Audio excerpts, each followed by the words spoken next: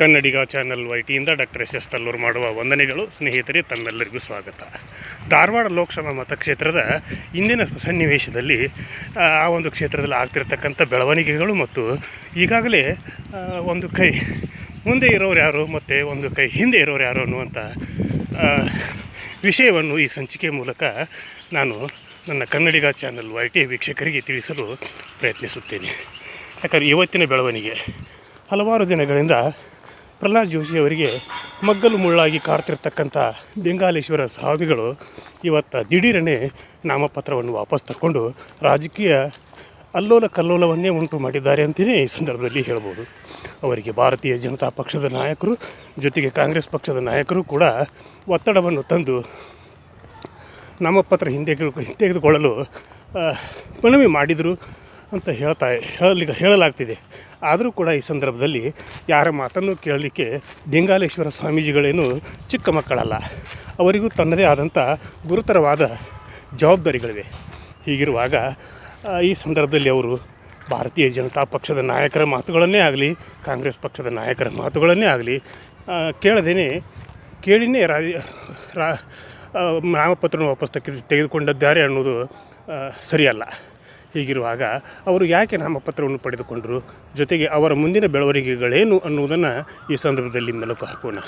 ಲಿಂಗಾಲೇಶ್ವರ ಶ್ರೀಗಳಿಗೆ ಈಗಿನ ಲೋಕಸಭಾ ಸದಸ್ಯರು ಹಾಗೂ ಕೇಂದ್ರ ಮಂತ್ರಿಗಳಾದಂಥ ಪ್ರಹ್ಲಾದ್ ಜೋಶಿ ಅವರು ಸ್ವಲ್ಪ ಮಾನಸಿಕ ಹಿಂಸೆಯನ್ನು ನೀಡಿದರು ಅನ್ನುವಂಥ ಮಾತುಗಳನ್ನು ಕೂಡ ಅವರು ಆಗಾಗ್ಗೆ ಹೇಳ್ತಾ ಇರೋದು ಉಂಟು.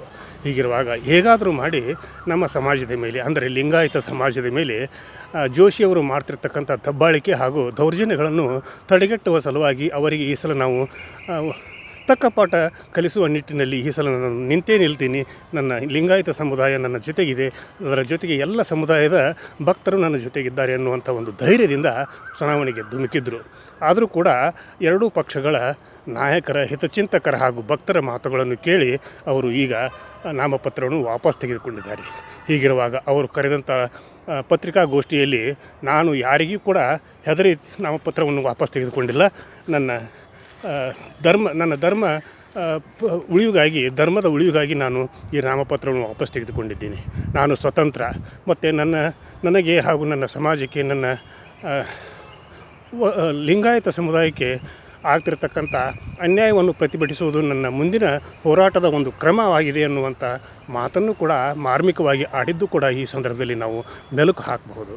ಆದರೆ ಅವರ ಮುಂದಿನ ನಡೆ ಏನು ಅನ್ನೋದು ಕೂಡ ಇನ್ನೂ ಸ್ಪಷ್ಟವಾಗದೇ ಇದ್ದರೂ ಕೂಡ ಈಗ ಅವರ ನಡೆ ಒಂದು ರೀತಿಯಿಂದ ಕಾಂಗ್ರೆಸ್ ಪಕ್ಷಕ್ಕೆ ಹಾಗೂ ಕಾಂಗ್ರೆಸ್ ಪಕ್ಷದ ಅಭ್ಯರ್ಥಿ ಆಗಿರ್ತಕ್ಕಂಥ ವಿನೋದ್ ಅಸೂಟಿ ಅವರಿಗೆ ಸ್ವಲ್ಪ ಒಳ್ಳೆಯ ಬೆಳವಣಿಗೆ ಏನೋ ಅನ್ನುವಂಥ ಒಂದು ವಾತಾವರಣ ಧಾರವಾಡ ಲೋಕಸಭಾ ಮತಕ್ಷೇತ್ರದಲ್ಲಿ ಸಂಚಲನವಾಗ್ತಿರ್ತಕ್ಕಂಥ ಒಂದು ವಿಷಯ. ಹೀಗಿರುವಾಗ ವಿನೋದ್ ಅಸೂಟಿಕರ್ ಅವರು ವಿದ್ಯಾವಂತರು, ಯುವಕರು ಹಾಗೂ ಎಲ್ಲ ಸಮುದಾಯಗಳನ್ನು, ಜಾತಿ ಜನಾಂಗಗಳನ್ನು, ಎಲ್ಲ ಮತದಾರರನ್ನು ಒಟ್ಟಿಗೆ ಕರೆದೊಯ್ಯುವಂಥ ಒಬ್ಬ ಧೀಮಂತ ನಾಯಕ ಅನ್ನುವುದನ್ನು ಅವರು ಈಗಾಗಲೇ ತನ್ನ ಪ್ರಚಾರದ ಕಾರ್ಯವೈಖರಿಯಲ್ಲಿ ಎಲ್ಲರನ್ನು ಜೊತೆಗೂಡಿಕೊಂಡು ಎಲ್ಲರ ಒಂದು ಮಾತುಗಳನ್ನು ಕೇಳಿ ಪ್ರಚಾರ ಮಾಡ್ತಾ ಇರೋದು ಕೂಡ ಅಷ್ಟೇ ಸತ್ಯ. ಹೀಗಿರುವಾಗ ಆ ವಿನೋದ್ ಅಸೂಟಿ ಅವರು ಮುಂಬರುವ ದಿನಗಳಲ್ಲಿ, ಅಂದರೆ ಚುನಾವಣೆಯಲ್ಲಿ ಸೋಲು ಗೆಲುವು ಎಲ್ಲವೂ ಇರುವೆ, ಅವನ್ನು ಸಮಾನಾಂತರವಾಗಿ ಸ್ವೀಕರಿಸಿ ಗೆದ್ದರೆ ನಾನು ಯಾವ ರೀತಿ ನಡ್ಕೋಬೇಕು, ಸೋತರೆ ಯಾವ ರೀತಿ ನಡ್ಕೋಬೇಕು ಅನ್ನೋದನ್ನು ಕೂಡ ಈ ಸಂದರ್ಭದಲ್ಲಿ ಅವರು ಅರಿತು ಮುಂದಿನ ತಮ್ಮ ರಾಜಕೀಯ ಹೆಜ್ಜೆಯನ್ನು ಇಟ್ಟದ್ದೇನೆ ಆತಂದ್ರೆ ಅವರ ರಾಜಕೀಯ ಭವಿಷ್ಯ ಉಜ್ವಲವಾಗಿರೋದರಲ್ಲಿ ಯಾವುದೇ ಸಂದೇಹ ಇಲ್ಲ ಅನ್ನುವಂಥ ಮಾತನ್ನು ಕೂಡ ಜನರು ಮಾತಾಡ್ಕೊಳ್ತಾ ಇದ್ದಾರೆ. ಹೀಗಿರುವಾಗ ಹುಬ್ಬಳ್ಳಿ ಧಾರವಾಡದಲ್ಲಿ ಬಹುತೇಕವಾಗಿ RSS ಮತ್ತು ಬಜರಂಗ ದಳ ಸಕ್ರಿಯವಾಗಿರ್ತಕ್ಕಂಥ ನಗರಗಳು. ಆ ನಗರಗಳಲ್ಲಿ ಇರತಕ್ಕಂಥ ಬಹುತೇಕ ಪ್ರಜ್ಞಾವಂತರು ಭಾರತೀಯ ಜನತಾ ಪಕ್ಷವನ್ನು ಸಾರಾಸಗಟಾಗಿ ಒಪ್ಪಿ ಅದಕ್ಕೆ ತಮ್ಮ ಮತಗಳನ್ನು ಚಲಾಯಿಸುವಲ್ಲಿ ಹಾಗೂ ಮತದಾರರು ಚಲಾಯಿಸುವಲ್ಲಿ ಅವರು ದಿಟ್ಟತನ ಕೈಗೊಂಡಿದ್ದೇ ಆತಂದರೆ ಪ್ರಹ್ಲಾದ್ ಜೋಶಿ ಅವರಿಗೆ ಒಂದು ಸ್ವಲ್ಪ ಮುನ್ನಡೆ ಆಗಬಹುದು. ಆದರೆ ಈಗಿನ ಸಂದರ್ಭದಲ್ಲಿ ಆ ಒಂದು ಮುನ್ನಡೆ ಕಾಯ್ದುಕೊಳ್ಳುವುದು ಜೋಶಿ ಅವರಿಗೆ ಅಷ್ಟೊಂದು ಸಲೀಸಾದ ಒಂದು ಮಾತಲ್ಲ ಅನ್ನುವಂಥ ವಾತಾವರಣವೂ ಈಗ ಅಲ್ಲಿ ಇರೋದರಿಂದ ಮುಂದೆ ಅವರ ನಿರ್ಧಾರ ಹೇಗಿರುತ್ತೆ ಹಾಗೂ ಅವರ ರಾಜ್ಯದ ರಾಷ್ಟ್ರೀಯ ಮಟ್ಟದ ನಾಯಕರ ಒಂದು ಕಾರ್ಯವೈಖರಿ ಏನಿರುತ್ತೆ ಅನ್ನೋದರ ಮೇಲೆ ಅವರ ರಾಜಕೀಯ ಭವಿಷ್ಯ ಹಾಗೂ ಅವರ ಲೋಕಸಭಾ ಸದಸ್ಯತ್ವದ ಭವಿಷ್ಯ ಅಡಗಿದೆ ಅಂತಲೇ ಈ ಸಂದರ್ಭದಲ್ಲಿ ಹೇಳಲಾಗ್ತಿದೆ. ಹೀಗಿರುವಾಗ ಲಿಂಗಾಲೇಶ್ವರರ ಧಗಧಗ ಹೋರಾಟದಲ್ಲಿ ಜೋಶಿಯವರು ಈ ಸದ್ಯ ವಿಲ ಅಂತ ಇದ್ದಾರೆ ಅನ್ನುವಂಥ ಮಾತುಗಳನ್ನು ಕೂಡ ಅಲ್ಲಿಯ ಮತದಾರರು ಮಾತಾಡ್ಕೊಳ್ಳೋದನ್ನು ಕನ್ನಡಿಗ ಚಾನಲ್ YT ಮುಖಾಂತರ ಹೇಳಲಿಕ್ಕೆ ಬಯಸಿದ್ದೀನಿ. ಲಿಂಗಾಲೇಶ್ವರ ಸ್ವಾಮೀಜಿಗಳೇನು ದಿಢೀರಾಗಿ ರಾಜಕೀಯಕ್ಕೆ ಎಂಟ್ರಿ ಆಗಬೇಕಂತೇಳಿ ಆದವರಲ್ಲ. ಆದರೆ ಅವರ ಜನ ಸಮುದಾಯದ ಸುಮಾರು ವ್ಯಕ್ತಿಗಳನ್ನು ಜೋಶಿಯವರು ರಾಜಕೀಯವಾಗಿ ತುಳಿದಿದ್ದಾರೆ. ಹಾಗೂ ಅವರ ಭಾರತೀಯ ಜನತಾ ಪಕ್ಷದ ಸಂಘಟನೆಯನ್ನು ಅವರಿಂದ ಮಾಡಿಸಿಕೊಂಡು ಅವರಿಗೆ ಚುನಾವಣೆಯಲ್ಲಿ ಟಿಕೆಟ್ ತಪ್ಪಿಸಿದ್ದಾರೆ ಅನ್ನುವಂಥ ಕೊರಗು ಕೂಡ ಅಲ್ಲಿ ಲಿಂಗಾಲೇಶ್ವರ ಸ್ವಾಮೀಜಿಗಳಲ್ಲಿ ಇದೆ. ಆ ಒಂದು ಕೊರಗಿನ ಉದ್ದೇಶವೇ ಆಗಿರಲಿ ಅಥವಾ ಇನ್ನೂ ಹಲವಾರು ಜೋಶಿಯವರಿಂದ ಆದಂಥ ಅಚಾತುರ್ಯದ ಘಟನೆಗಳೇ ಆಗಿರಲಿ, ಏನೇ ಆದರೂ ಕೂಡ ಜೋಶಿಯವರಿಗೆ ಲಿಂಗಾಲೇಶ್ವರ ಸ್ವಾಮೀಜಿಗಳು ಹಾಗೂ ಒಂದು ಬಲಾಢ್ಯ ಸಮುದಾಯದ ಸ್ವಾಮೀಜಿಗಳು ಈ ಒಂದು ಚುನಾವಣೆಯಲ್ಲಿ ಶೆಡ್ಡು ಹೊಡೆದಿರುವುದಂತೂ ಸತ್ಯ ಅನ್ನುವಂಥ ಮಾತನ್ನು ಕೂಡ ಈ ಸಂದರ್ಭದಲ್ಲಿ ಹೇಳಲಿಕ್ಕೆ ಬಯಸಿದ್ದೇನೆ. ಈ ಒಂದು ಚುನಾವಣೆಯ ಸಂದರ್ಭದಲ್ಲಿ ಸ್ವಾಮೀಜಿಗಳನ್ನೇ ಆಗಿರಲಿ, ಧರ್ಮ ಗುರುಗಳನ್ನೇ ಆಗಿರಲಿ, ಮತದಾರರನ್ನೇ ಆಗಿರಲಿ, ಯಾವುದೇ ಜಾತಿ ಸಮುದಾಯಗಳನ್ನೇ ಆಗಿರಲಿ ಎದುರು ಹಾಕಿಕೊಳ್ಳಬಾರ್ದು. ಎದುರು ಹಾಕಿಕೊಂಡ್ರೆ ನಮ್ಮ ಚುನಾವಣೆಯಲ್ಲಿ ಪರಿಣಾಮ ಬೀರಿ ನಮ್ಮ ಒಂದು ಭವಿಷ್ಯಕ್ಕೆ ಪೆಟ್ಟು ಆಗಬಹುದು ಅನ್ನುವಂಥ ಮಾತನ್ನು ಈ ಸಂದರ್ಭದಲ್ಲಿ ಸಾಂದರ್ಭಿಕವಾಗಿ ನಾನು ಎಲ್ಲ ಪಕ್ಷಗಳ ಅಭ್ಯರ್ಥಿಗಳಿಗೆ ಹಾಗೂ ರಾಜಕೀಯ ನಾಯಕರಿಗೆ, ರಾಜಕಾರಣದಲ್ಲಿ ಇರುವವರಿಗೆ ಈ ಸಂದರ್ಭದಲ್ಲಿ ಹೇಳಲಿಕ್ಕೆ ಬಯಸಿದ್ದೇನೆ. ಹೀಗಿರುವಾಗ ಯಾರೇ ಆಗಿರಲಿ, ಅವರು ಯಾವುದೇ ಒಂದು ಹುದ್ದೆ ಅಂತಸ್ತುಗಳನ್ನು ಪಡೆದಿರಲಿ, ಆದರೆ ಆ ಹುದ್ದೆ ಅಂತಸ್ತುಗಳಿಗೆ ಘನತೆಯನ್ನು ಕೊಟ್ಟು ನಾವು ಆ ಘನತೆಯನ್ನು ಕಾಪಾಡಿಕೊಳ್ಬೇಕು.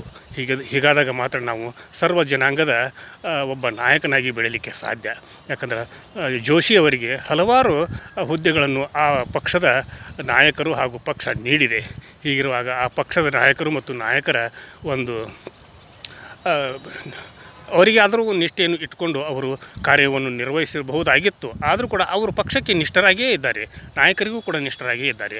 ಆದರೆ ಸ್ಥಳೀಯ ಸಮುದಾಯಗಳಲ್ಲಿ, ಸ್ಥಳೀಯ ಮತದಾರರಲ್ಲಿ ಹಾಗೂ ಹಲವಾರು ಲಿಂಗಾಯತ ಸಮುದಾಯಗಳಿಗೆ ಅವರ ಒಂದು ನಡವಳಿಕೆ ಬೇಸರ ಮೂಡಿಸಿರುವುದಂತೂ ಸತ್ಯ.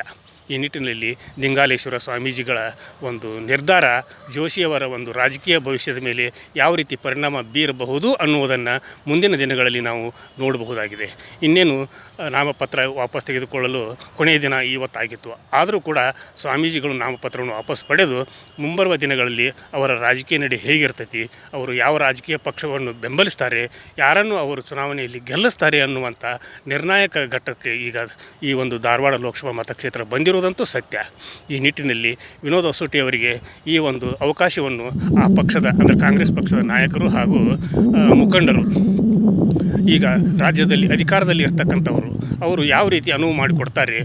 ವಿನೋದ್ ಹೊಸೂಟಿಯವರಿಗೆ ಗೆಲ್ಲಲಿಕ್ಕೆ ಪ್ರಾಮಾಣಿಕ ಪ್ರಯತ್ನವನ್ನು ಅವರು ಮಾಡಿಕೊಟ್ಟದೇ ಆತಂದ್ರೆ ಹೊಸ ಮುಖ ಈ ಸರ ಸಂಸತ್ತನ್ನು ಪ್ರವೇಶಿಸುವುದರಲ್ಲಿ ಸಂದೇಹವಿಲ್ಲವೆನ್ನುವಂಥ ಮಾತುಗಳು ಕೂಡ ಧಾರವಾಡ ಲೋಕಸಭಾ ಮತಕ್ಷೇತ್ರದಲ್ಲಿ ಕೇಳಿಬರ್ತಾವೆ. ಹೀಗಿರುವಾಗ ಅಲ್ಲಿಯ ಮತದಾರರ ಚಿತ್ತ ಯಾರತ್ತ ಅನ್ನುವಂಥ ಒಂದು ವಾತಾವರಣ ಈಗ ಇದೆ. ಹೀಗಿರುವಾಗ ಪ್ರಸ್ತುತ ಈಗಿನ ಸಂದರ್ಭದಲ್ಲಿ ಹೇಳಬೇಕಂದ್ರೆ ವಿನೋದ್ ಹೊಸೂಟಿಯವರು ಈ ಎಲ್ಲ ಬೆಳವಣಿಗೆಗಳಿಂದ ಚುನಾವಣೆಯ ಈ ಒಂದು ಸಮೀಕ್ಷೆಯಲ್ಲಿ ಅವರು ಸ್ವಲ್ಪ ಮುನ್ನಡೆಯನ್ನು ಕಾಯ್ದುಕೊಂಡಿದ್ದಾರೆ, ಚುನಾವಣೆಯಲ್ಲಿ ಗೆಲುವಿನತ್ತ ಹೆಜ್ಜೆ ಇಡ್ತಾ ಇದ್ದಾರೆ ಅನ್ನುವಂಥ ಒಂದು ಬಲವಾದ ಮಾತುಗಳು ಕೂಡ ಅಲ್ಲಿ ಕೇಳಿಬರ್ತಾಯಿವೆ. ಹಾಗೂ ಮತ್ತು ಅಲ್ಲಿಯ ಆ ಒಂದು ಧಾರವಾಡ ಜಿಲ್ಲೆಯ ಉಸ್ತುವಾರಿ ಸಚಿವರು ಕೂಡ ಅವರ ಬೆನ್ನೆಲುಬಿಗೆ ನಿಂತು ಅವರ ಗೆಲುವಿಗೆ ಹಗಲಿರುಳು ಶ್ರಮಿಸುತ್ತಿರುವುದನ್ನು ಅಲ್ಲಿಯ ಮತದಾರರು ಕೂಡ ಶ್ಲಾಘಿಸ್ತಾ ಇದ್ದಾರೆ. ಹೀಗಿರುವಾಗ ಅಲ್ಲಿಯ ರಾಜಕೀಯ ಸ್ಥಿತ್ಯಂತರಗಳನ್ನು ಹಾಗೂ ರಾಜಕೀಯ ಚದುರಂಗದಾಟಗಳನ್ನು ಮುಂಬರುವ ದಿನಗಳಲ್ಲಿ ಇನ್ನೂ ರೋಚಕವಾಗಿರುವಂಥ ಸನ್ನಿವೇಶಗಳನ್ನು ನಾವು ನೋಡಬಹುದಾಗಿದೆ. ಮುಂದಿನ ಸಂಚಿಕೆಗಳಲ್ಲಿಯೂ ಕೂಡ ನಾನು ಧಾರವಾಡ ಲೋಕಸಭಾ ಮತಕ್ಷೇತ್ರದ ವಿಶೇಷ ವರದಿಗಳನ್ನು ಈ ಸಂದರ್ಭದಲ್ಲಿ ಕನ್ನಡಿಗ ಚಾನಲ್ YTಯ ಮುಖಾಂತರ ತಮಗೆ ತಲುಪಿಸಲಿಕ್ಕೆ ಹೆಮ್ಮೆ ಪಡ್ತೀನಿ ಹಾಗೂ ಬಯಸ್ತೀನಿ ಅನ್ನುವಂಥ ಮಾತನ್ನು ಹೇಳ್ತಾ ಇವತ್ತಿನ ಸಂಚಿಕೆಯಲ್ಲಿ ಇಲ್ಲಿಗೆ ಮುಗಿಸುವುದಕ್ಕಿಂತ ಪೂರ್ವದಲ್ಲಿ ಕನ್ನಡಿಗ ಚಾನಲ್ YT ಇದು ನಿಮ್ಮೆಲ್ಲರ ಚಾನಲ್ಲು, ಸಮಸ್ತ ಕನ್ನಡಿಗರ ಚಾನಲ್ಲು. ಕನ್ನಡಿಗ ಚಾನಲ್ YTಯಲ್ಲಿ ಬರ್ತಿರ್ತಕ್ಕಂಥ ಪ್ರತಿಯೊಂದು ವರದಿ ಕೂಡ ಸತ್ಯವಾಗಿರ್ತವೆ ಅನ್ನೋದು ತಮಗೂ ಗೊತ್ತಿರತಕ್ಕಂಥ ವಿಷಯ. ಹೀಗಿರುವಾಗ ಈ ಸಂಚಿಕೆಗಳನ್ನು ತಮ್ಮ ಸ್ನೇಹಿತರು ಹಾಗೂ ಬಂಧು ಬಾಂಧವರಿಗೆ ಹಾಗೂ ಎಲ್ಲರಿಗೂ ಕೂಡ ತಲುಪಿಸುವಂಥ ಕಾರ್ಯ ಮಾಡ್ತೀರಿ ಅನ್ನುವಂಥ ಒಂದು ವಿಶ್ವಾಸದೊಂದಿಗೆ ಕನ್ನಡಿಗ ಚಾನಲ್ YTಗೆ ಇಲ್ಲಿವರೆಗೆ ಯಾರು ಸಬ್ಸ್ಕ್ರೈಬ್ ಆಗಿಲ್ವೋ ಅವರೆಲ್ಲರೂ ಕೂಡ ಸಬ್ಸ್ಕ್ರೈಬ್ ಮಾಡಿರಿ ಅಂತ ಕೇಳ್ಕೊಳ್ತಾ ಇವತ್ತಿನ ಸಂಚಿಕೆಯನ್ನು ಮುಗಿಸಿ ನಾಳಿನ ಸಂಚಿಕೆಯೊಂದಿಗೆ ತಮ್ಮ ಜೊತೆ ಹಾಜರಾಗ್ತೀನಿ. ಅಲ್ಲಿವರೆಗೂ ನನ್ನ ನಮಸ್ಕಾರ.